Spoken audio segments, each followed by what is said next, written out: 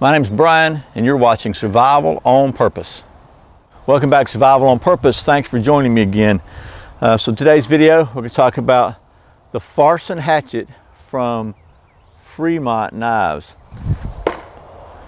First of all, I'd like to thank the folks at Fremont Knives for sending me this. This is a long overdue video. I've had this thing for probably 4 months at least, if not longer.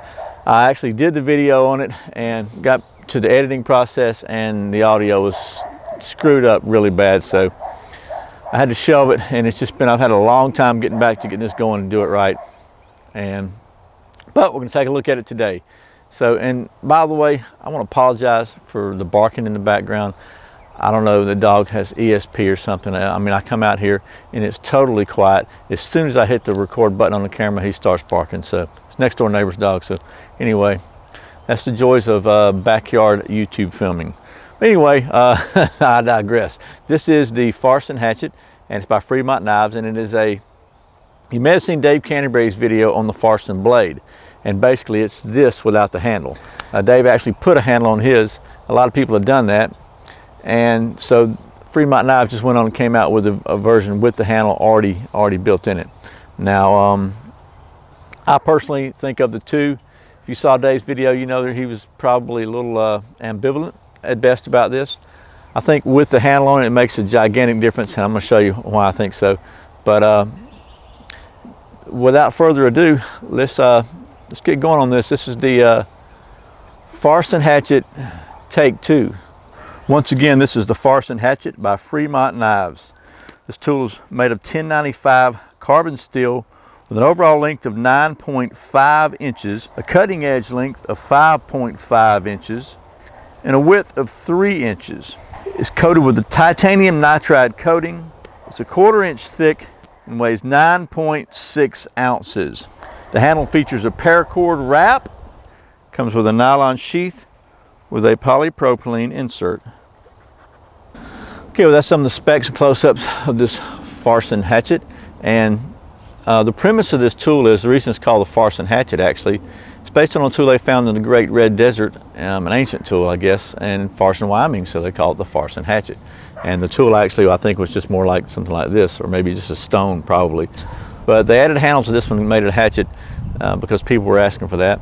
The thing is, it's got a blade that curves around like this, so it should increase kind of some of the functionality. It gives you more of a rounded edge for skinning here maybe, and for chopping or chopping this way or whatever. And so what I thought we'd do is just go ahead and let's just put this thing to the test. Okay, so it's a hatchet, and one of the things you're going to want to do with a hatchet obviously is chop. Now it's got this paracord wrap with this lanyard on it. Honestly, I'm not a big fan of lanyards, but it does give you something to grab a hold of. And I'm going to go and get this thing out of the way. It kind of bugs me, but I'll just put it around my wrist just to keep it out of the way. And we'll just, got a piece of about 2-inch poplar here. We'll see how well it chops on that. We'll just start on this end here just to kind of keep things simple. So, and it bites in really well. It does have a good edge on it.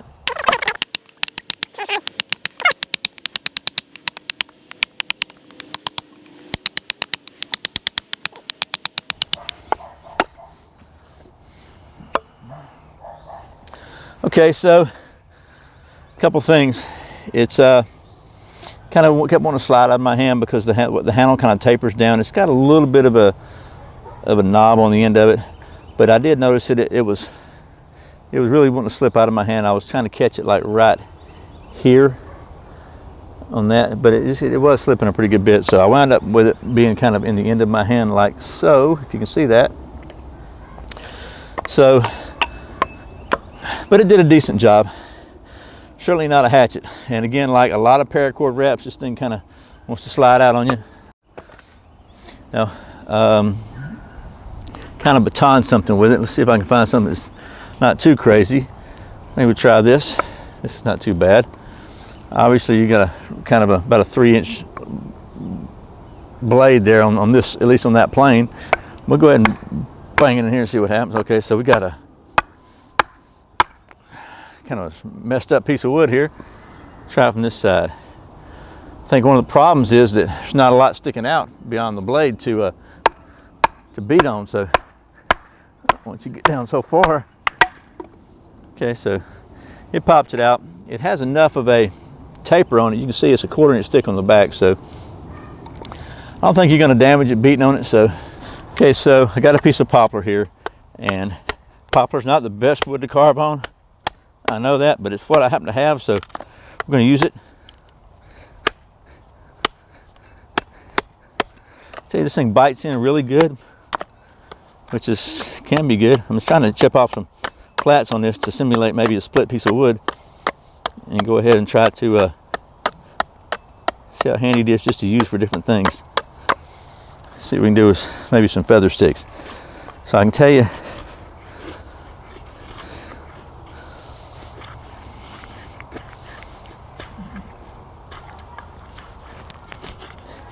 the blade angle to me, with it that far below your hands here, kind of does give it a little bit of a hard time to control. You have to really kind of angle it forward.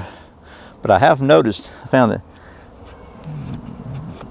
this way here, so you actually have the ability to hold it like so, and you can really, you seem to have a lot more control, or even more than you do with some knives. Now, this is not the best piece of wood, pretty kind of a big piece of wood really to make feather sticks on, but for me anyway, I do seem to have a pretty good bit of control like this, to hold it, you know, kind of pushing down. So that's definitely something you can't do with a normal knife. And you know, again, this is poplar, but I'll say when I do that, it's not very comfortable right here, squeezing on that, because I'm kind of having to put a lot of pressure here to keep from sliding down. But you can actually lock your, this does catch your knuckle right here, keep from being able to slide down too much. So maybe I can ease up a little bit. But either way, you do it, you've got pretty square edges here on your skin. So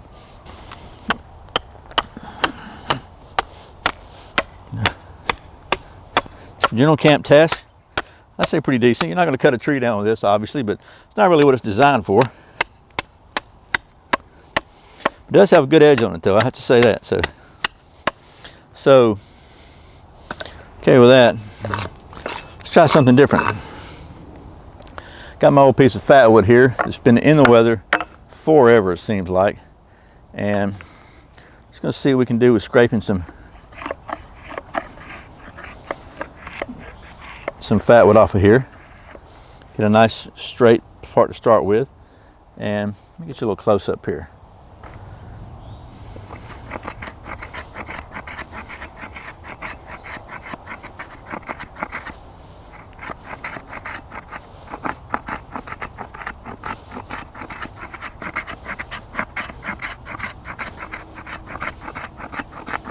Now this is, again, the old piece of fat wood. It's been sitting out here for a long time.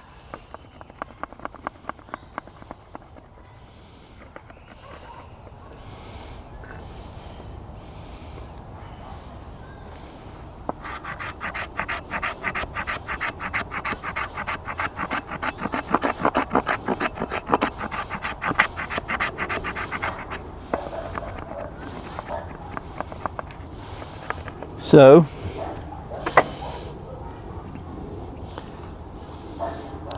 we'll pile of pretty fine shavings.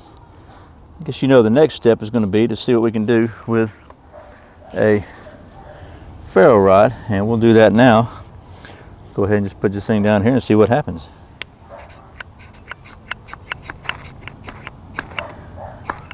There we go. Put it out the first time, so obviously it works okay for that. I did check this out on some flint. It is throwing some sparks, pretty good sparks. That's not going to be my first line of defense.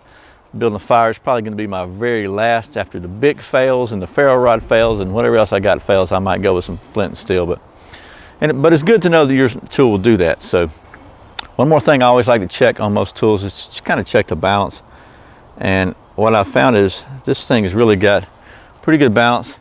It's got a whole lot of area that's properly configured to be balanced. So anyway, you know, we all know that's important, right?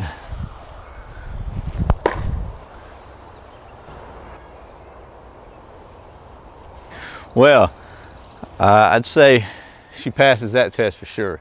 So This once again is the Farson Hatchet from Fremont Knives. And you know, my final thoughts on this thing, it's lightweight, it's thin, you know, it's pretty handy. Is it going to replace an axe or just a regular, even a regular hatchet? In my opinion, no. It just doesn't have enough mass to really replace a regular hatchet. But for something that takes up very little room, very lightweight, that's pretty multi-purpose, you can put it in your pack. Might be something you want to check out. It's definitely a unique tool. If you like unique kind of blades and stuff, then you know it's really pretty cool.